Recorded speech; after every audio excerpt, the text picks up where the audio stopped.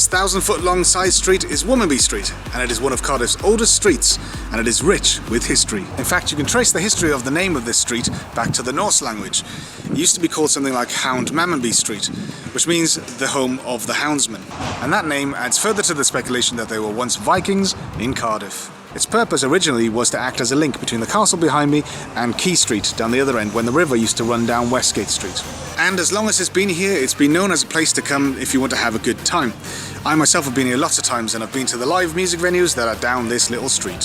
For example, one of Cardiff's oldest pubs, the Horse and Groom, which is now the amazing rock club Fuel.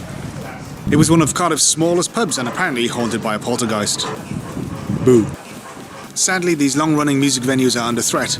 There are plans to build new apartments, flats, and even a hotel here.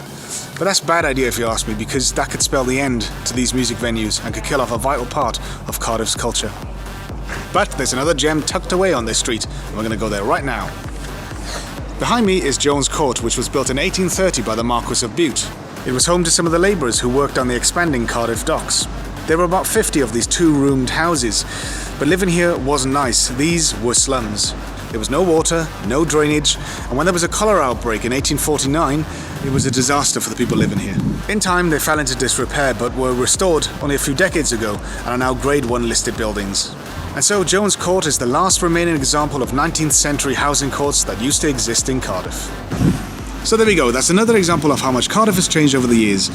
And if you enjoyed this video, please like, comment, share, and subscribe.